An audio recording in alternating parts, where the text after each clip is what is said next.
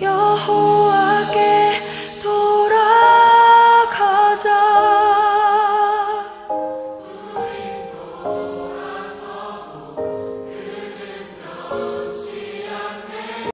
사랑하는 행복한 교회 성도 여러분, 이 영상을 보시는 하나님 나라의 귀한 자녀 여러분, 오늘은 2021년 11월 2일 화요일입니다.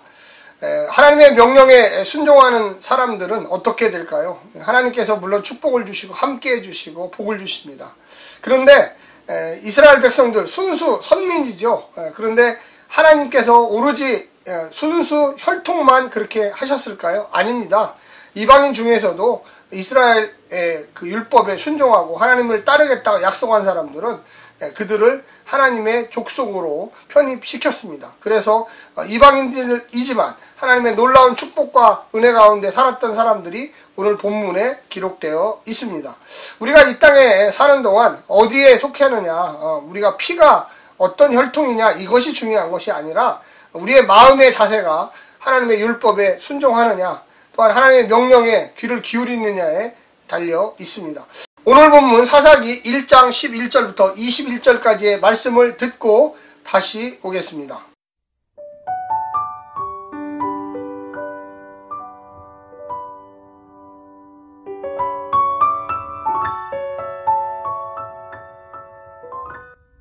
거기서 나아가서 드빌의 주민들을 쳤으니 드빌의 본 이름은 기럇세벨이라.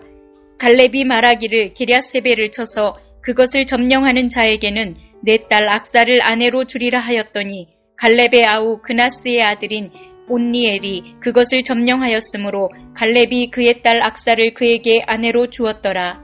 악사가 출가할 때에 그에게 청하여 자기 아버지에게 밭을 구하자 하고 나귀에서 내림에 갈렙이 묻되 내가 무엇을 원하느냐 하니 이르되 내게 복을 주소서. 아버지께서 나를 남방으로 보내시니 샘물도 내게 주소서 하매 갈렙이 윗샘과 아랫샘을 그에게 주었더라.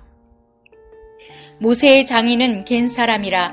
그의 자손이 유다 자손과 함께 종려나무 성읍에서 올라가서 아랏 남방의 유다 황무지에 이르러 그 백성 중에 거주하니라.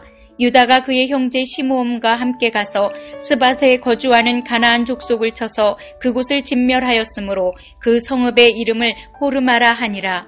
유다가 또 가사 및 그 지역과 아스글론 및 그 지역과 에그론 및 그 지역을 점령하였고 여호와께서 유다와 함께 계셨으므로 그가 산지 주민을 쫓아내었으나 골짜기의 주민들은 철병거가 있으므로 그들을 쫓아내지 못하였으며 그들이 모세가 명령한 대로 헤브론을 갈렙에게 주었더니 그가 거기서 아낙의 세 아들을 쫓아내었고 베냐민 자손은 예루살렘에 거주하는 여부스 족속을 쫓아내지 못하였으므로 여부스 족속이 베냐민 자손과 함께 오늘까지 예루살렘에 거주하니라.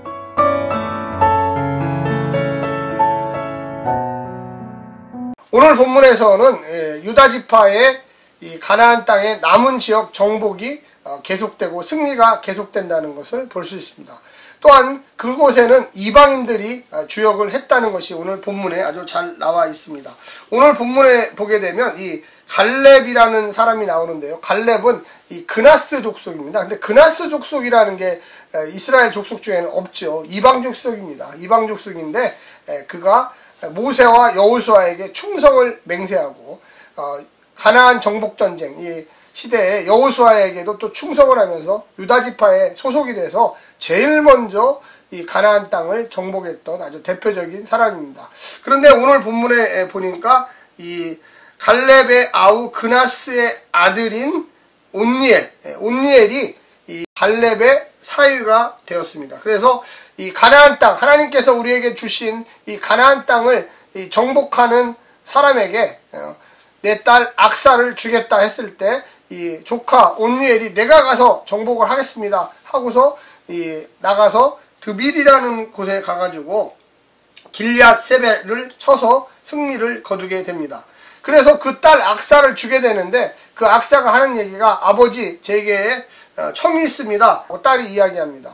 원래 아들에게만 땅을 주는데 딸 악사가 온니엘과 결혼을 하면서 이제 집을 떠나게 되잖아요. 그러니까 우리에게도 땅을 주십시오. 제 목에 땅을 주십시오. 그리고 샘도 주십시오. 그래서 믿음대로 순종하여 그 전쟁에 나가 이겼기 때문에 그 딸 악사의 청을 들어주었습니다. 그리고 또 모세의 장인 켄 사람, 이 16절입니다. 이 켄이라고 하는 이 족속도 이방 족속이에요. 근데 그 자손의 후손들, 그러니까 모세의 장인의 뭐 조카라든지 뭐 아들, 딸이 있었겠지 않습니까? 그러니까 어떻게 보면 이 외가 쪽 그 친척들이죠. 처가 쪽 친척들이 이제 이스라엘 백성들하고 같이 오게 됩니다. 그래서 그들에게도 역시 믿음으로 순종했기 때문에 종려나무 성읍이었던 이 여리고를 그들에게 주었습니다.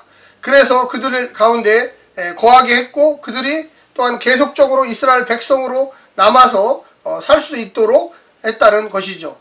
뿐만 아니라 17절에 보면 유다가 그의 형제 시므온과 함께 스밧에 거주하는 가나안 족속을 쳐서 그곳을 진멸하였으므로 이렇게 나옵니다. 처음에는 유다 족속이 올라갈 때, 그래서 올라가서 예루살렘과 헤브론을 정복할 때 이 시므온 지파에게 우리 도움을 청했는데 이제 거꾸로 유다가 시므온을 도와서 그 곳을 스밧이라는 곳을 이제 정복하는 과정들이 계속적으로 나옵니다.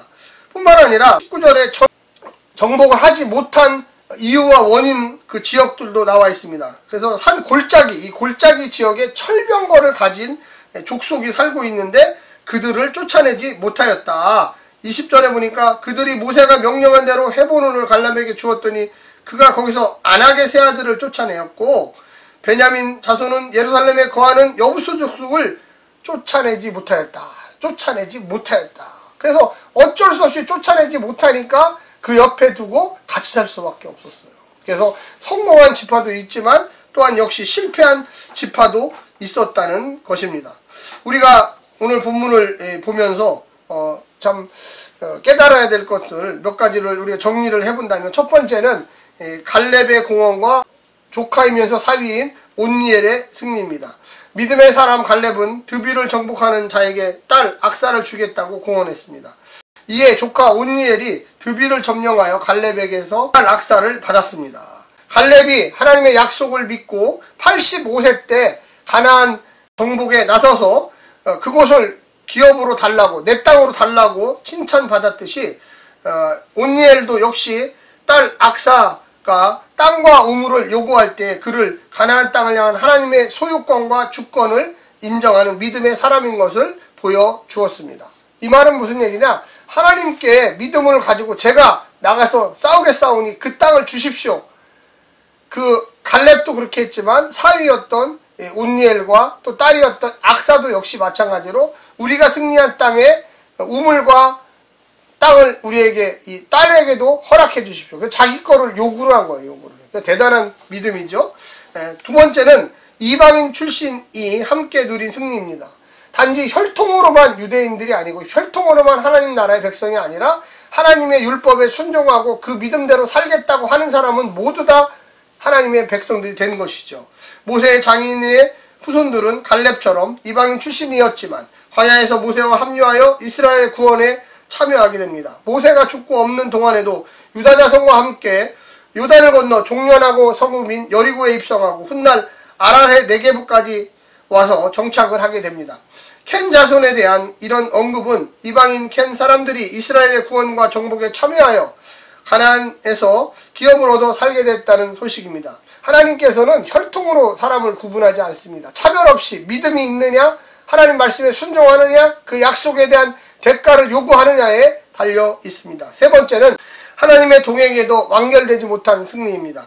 하나님이 함께 하셔서 유다는 산지 주민들을 쫓아냈지만 철병거가 있는 골짜기 주민들은 쫓아내지 못했습니다. 베냐민 지파 역시도 예루살렘에 사는 여부수 족속을 쫓아내지 못했습니다. 후손들은 갈렙의 믿음에는 미치지 못했던 것입니다.